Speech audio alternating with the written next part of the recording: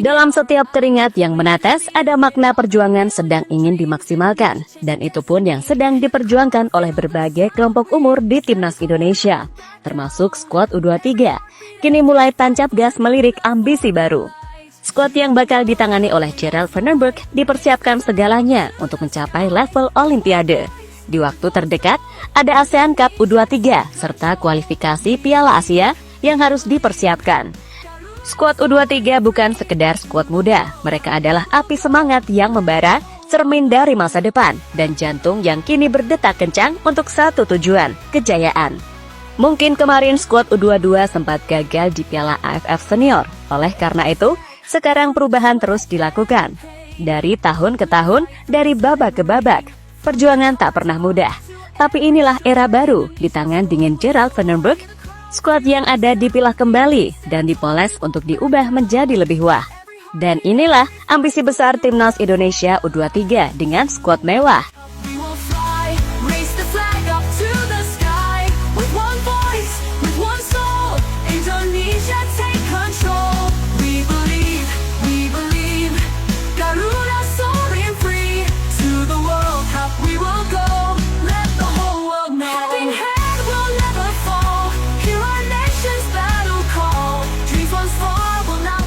Setiap hari yang berlalu, rasanya tak elok kalau nggak mengikuti step by step perkembangan Timnas Indonesia.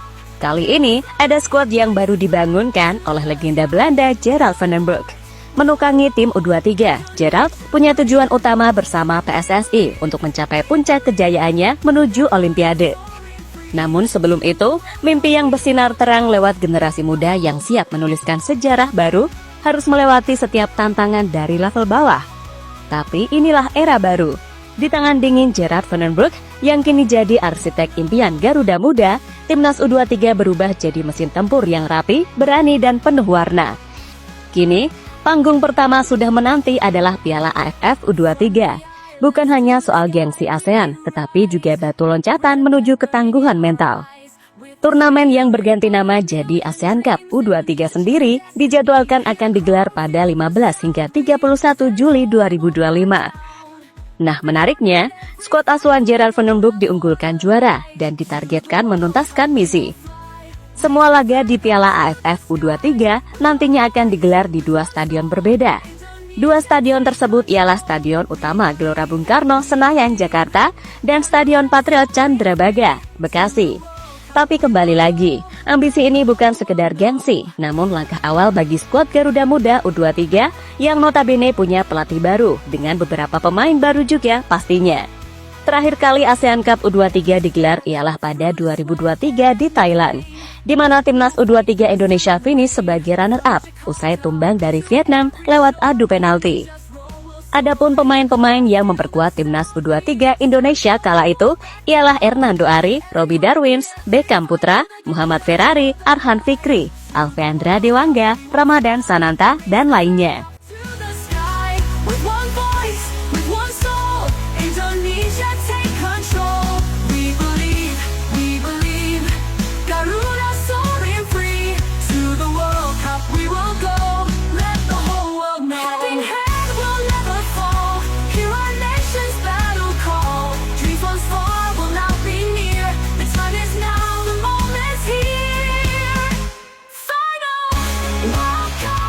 Setelah pagelaran AFF berakhir, nantinya rintangan makin besar bakal menerpa di kualifikasi Piala Asia U23.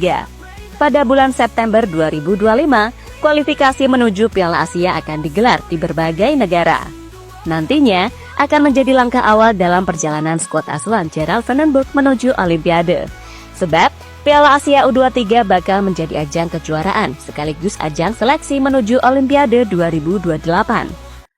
Jika bisa masuk semifinal, maka tiket Olimpiade bisa jadi sebuah harapan pasti. Target PSSI bersama pelatih sekaliber Van den Berg tak main-main.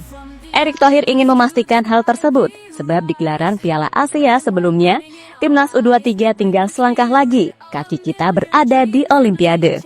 Namun ketika di bawah asuhan Sintayong, masih kurang beruntung, kalah di babak akhir playoff kualifikasi. Maka dari itu, PSSI menginginkan sebuah ambisi yang lebih untuk mengubah mimpi jadi kenyataan manis.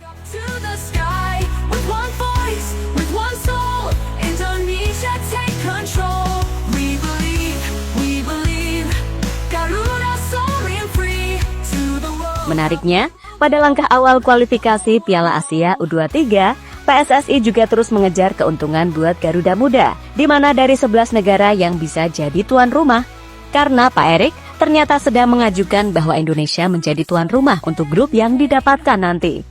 Penentuan tuan rumah kualifikasi Piala Asia sendiri akan ditentukan pada akhir bulan ini. PSSI sendiri sudah mengajukan Stadion Delta Sidoarjo sebagai venue kualifikasi tersebut. Hal ini memang berbeda dari rencana awal di GBK, sebab ada gelaran Piala AFF, ya kan?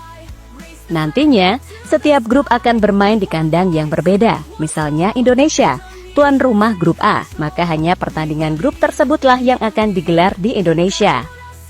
Dan setiap grupnya pun masing-masing.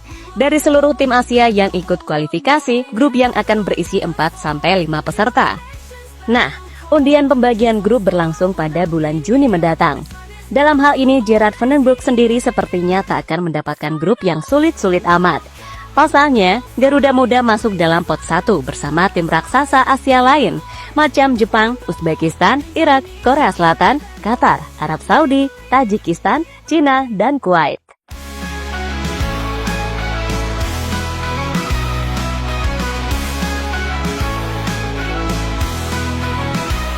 From the islands to the sky we rise, red and white burning in our eyes, with the spirit of a million dreams. Indonesia chasing destiny. Hear the crowd, feel the sound. We stand tall, we won't back down. Every heartbeat, every fight. Skuad Timnas U23 salah satu termewah di Asia. Selain banyak diuntungkan sebagai tuan rumah hingga masuk ke pot 1, Timnas Indonesia U23 juga punya banyak nama pemain yang berpengalaman. Skuad ini tentu bukan hanya bermain untuk menang, mereka bermain untuk membuktikan bahwa Indonesia bisa. Bahwa generasi ini tak hanya berbakat, tapi juga matang, taktikal, disiplin, penuh determinasi.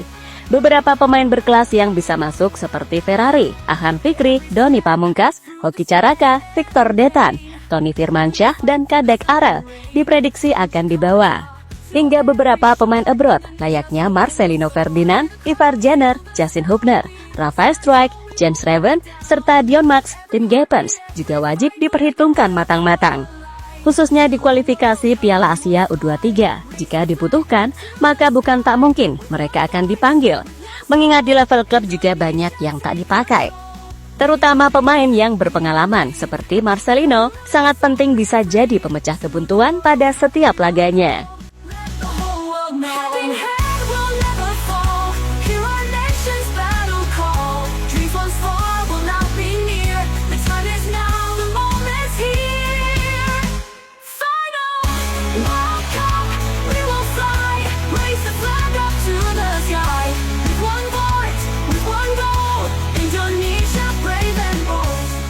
Tambahan kekuatan dari pemain keturunan baru.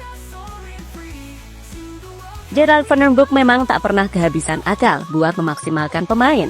Namun mengingat ini adalah level Asia hingga buat persiapan menuju Olimpiade, maka beliau sepertinya juga sangat terbuka lebar untuk menerima pemain keturunan yang ingin pulang ke bumi pertiwi.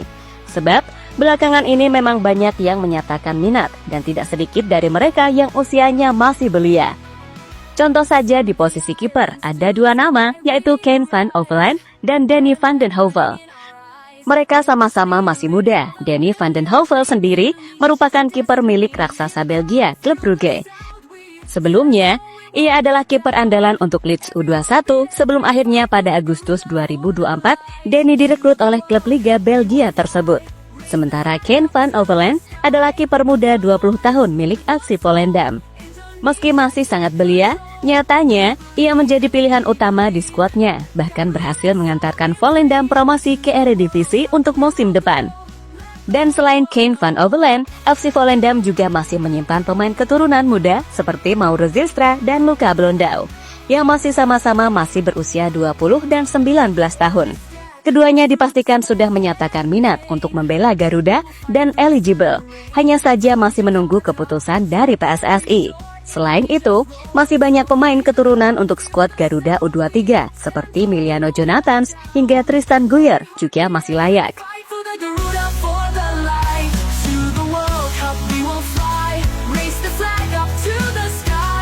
One